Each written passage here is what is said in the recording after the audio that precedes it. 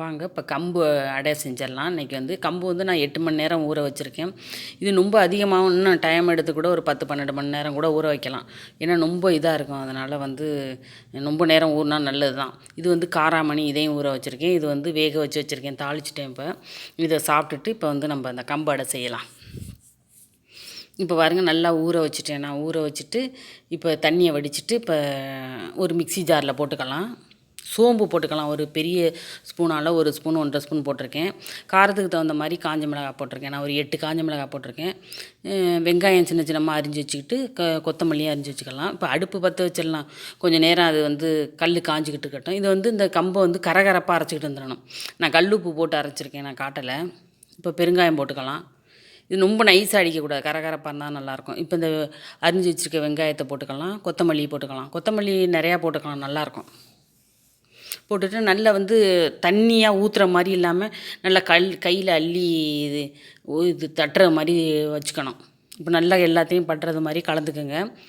இந்த வெங்காயம் இதெல்லாம் கொத்தமல்லி எல்லாம் போட்டிருக்கோம்ல, அதெல்லாம் நல்லா கலர்ற மாதிரி நல்லா பிசைஞ்சு விட்டுக்கிட்டு இப்போ இந்த எண்ணெயை தடவிட்டு தேங்காய் எண்ணெய் அடைக்க நல்லாயிருக்கும். நான் நல்லெண்ணெய் தான் ஊற்றுறேன். இப்போ இந்த முட்டியால் அப்படியே தட்டினது மாதிரி வச்சுங்க, கையாலே பண்ணணும். அப்போ தான் ரொம்ப நல்லாயிருக்கும். கொஞ்சம் நைஸாகவும் இல்லாமல் திக்காகவும் இல்லாமல் தட்டி வச்சுக்கிட்டு அப்படியே சிம்லேயே வச்சுக்கலாம். ஏன்னா இது அடி பிடிச்சிரும். அதனால் இப்போ கொஞ்சம் நேரம் மூடி வச்சுட்டு ஓப்பன் பண்ணிவிட்டு இப்போ கோழியோரை வந்து நல்லெண்ணெய் ஊற்றிக்கலாம். ஊற்றிட்டு திருப்பி போட்டு சிம்லேயே வேகணும். நல்லானா போட்டு டக்குன்னு எடுத்துடக்கூடாது. இது கம்பெல்லாம் ரொம்ப நல்லது. சிறுதானியம் வந்து சுகருக்கெல்லாம் ரொம்ப நல்லது. நார்ச்சத்து அதிகமாக இருக்குது. நல்ல டேஸ்ட்டாகவும் நல்லாயிருக்கும். இப்போ பாருங்கள், திருப்பி போட்டாச்சு, சூப்பராக இருக்கும். இது வந்து பசங்க இந்த கூழ் இதெல்லாம் வந்து குடிக்காதில்ல, அதனால் இந்த அடை செஞ்சு கொடுத்தோம்னா நல்லா சாப்பிடுப்பாங்க.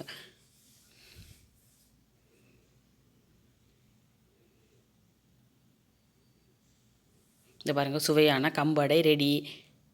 இது வந்து பாப்பா வந்து தயிர் வச்சுக்கிட்டு சாப்பிடும்.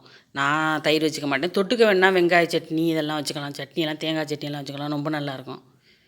இது வந்து இன்னொரு அடை பாருங்கள் எவ்வளவு கலர்ஃபுல்லாக இருக்கும். நல்லாயிருக்கும், ரொம்ப நல்லாயிருக்கும். சிறுதானியம் சேர்க்குறோம்ல, ஒரு வாரத்துக்கு ஒரு திருப்பு இப்படி சேர்த்துக்கலாம். இது நான் வந்து டின்னருக்கு சேர்க்குறேன்.